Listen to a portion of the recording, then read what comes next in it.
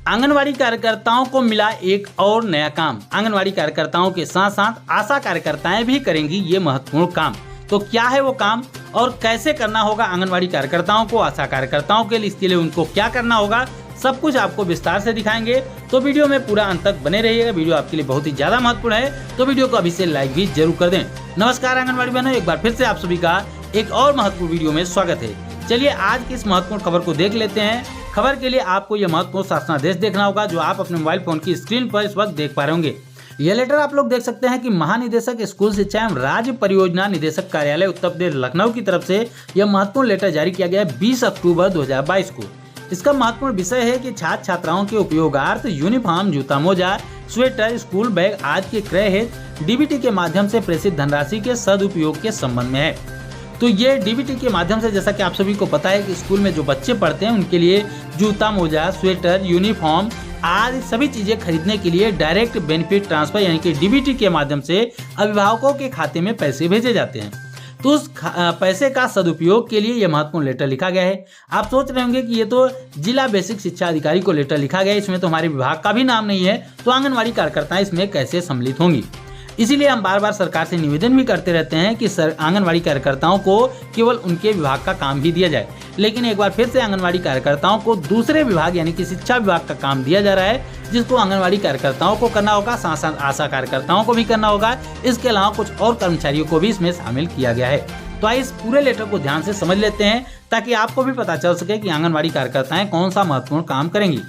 तो देख सकते हैं लिखा गया है कि उपयुक्त विषय के संबंध में शासन के अनुसार कहा गया है कि निदेशालय एवं राज्य परियोजना कार्यालय से प्रेषित विभिन्न पत्रों के लिए जो पत्रों के माध्यम से ये बताया गया है कि स्कूल बैग, यूनिफॉर्म, जूता मोजा, स्वेटर ये सभी चीजें खरीदने के लिए अभिभावकों के खाते में डायरेक्ट बेनिफिट ट्रांसफर यानी कि डीबीटी के माध्यम से पैसे भेजे गए हैं।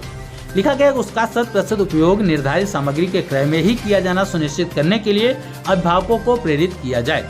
यानी कि जो पैसे अभिभावकों के खाते में भेजे गए हैं उसका उपयोग कैसे करना है उसके लिए उनको प्रेरित करना है। इसमें आंगनवाड़ी कार्यकर्ताओं को भी शामिल किया गया है। दूसरे पॉइंट पे यहाँ पर साफ साफ लिखा गया है कि सर्दी के मौसम की सन्निकटता के दृष्टिगत यह सुनिश्चित करना है कि सर्दी के मौसम में सभी छात्र छात्राएं अनिवार्य रूप से स्वेटर पहनकर ही विद्यालय आएं। तत्क्रम में निर्देशानुसार निर्देश दिए गए, निम्नलिखित निर्देश दिए गए हैं।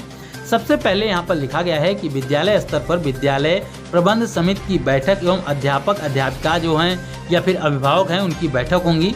उसमें अभिभावकों को ठंड लगने के दुष्प्रभाव जो भी होते हैं उनसे अवगत कराया जाएगा। आप लोग अभी भी सोच रहे होंगे कि इसमें आंगनवाड़ी कार्यकर्ताओं का तो कहीं नाम ही नहीं है। तो सबसे पहले उसी पॉइंट पर आ जाते हैं जहाँ पर आंगनवाड़ी और आशा कार्यकर्ताओं का सीधा सीधा नाम लिखा गया है। तो ये घ नंबर पर पॉइंट जो देखिए उसमें लिखा गया है कि अंतर विभागीय यानी कि दूसरे विभाग के जो कर्मचारी उनको कैसे काम करना होगा। तो अंतर विभागीय समन्वय से पंचायत स्तर पर कार्यरत अन्य विभागों के कर्मी जैसे कि लेखपाल, पंचायत सचिव, एएनएम, आशा कार्यकर्ती, आंगनवाड़ी कार्यकर्ती आदि एवं ग्राम प्रधानों तथा जो स्थानीय प्रभावशील व्यक्ति हैं उनके माध्यम से अभिभावकों को प्रेरित किया जाए कि वे अपने पालियों को सर्दी में अनिवार्य रूप से स्वेटर पहनाकर ही भेजें।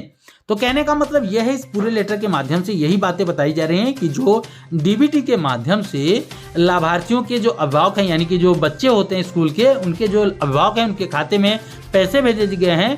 तो उसके लिए कहा जा रहा है कि आंगनवाड़ी कार्यकर्ताएं, आशा कार्यकर्ताएं इसमें काम में लगेंगी और घर घर जाकर लोगों को जागरूक करेंगी।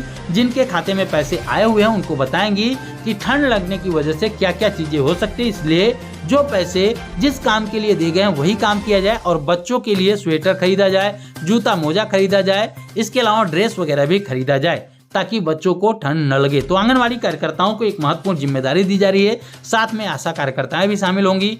इसके अलावा ग्राम प्रधान होंगे, इसके साथ साथ एएनएम बहनें होंगी, एएनएम के साथ साथ लेखपाल भी इस कार्य में शामिल किए गए हैं। तो ये महत्वपूर्ण काम दिया गया है। इसके अलावा आपको बता दें कि ये अंतर विभागीय यानी कि शिक्षा विभाग से जो नहीं जुड़े हैं उनको काम दिया गया है। इसके अलावा जो शिक्षक होते हैं, टीचर होते हैं, उनको भी इस काम में लगाया गया है, यानी कि शिक्षक, लेखपाल, एएनएम, आंगनवाड़ी, आशा ये सभी लोगों के पास जाएंगी और लोगों को समझाएंगी, बताएंगी कि ठंड की वजह से बच्चे बीमार हो सकते हैं, इसलिए उनके लिए स्वेटर अवश्य खरीदें। तो कहने का मतलब यह है कि आंगनवाड़ी कार्यकर्ताओं को, आशा कार्यकर्ताओं को एक और नया काम दिया जा रहा है।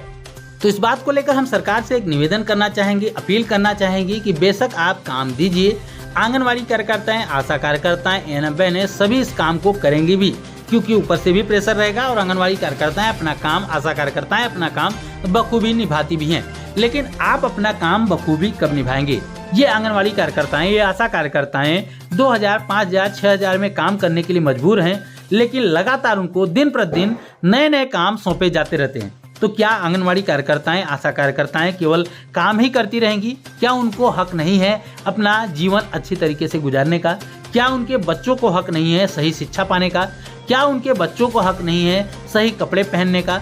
क्योंकि आंगनवाड़ी कार्यकर्ताओं को, आशा कार्यकर्ताओं को इतना कम पैसा मिलता है, वो पैसा भी हर महीने नहीं मिल पाता।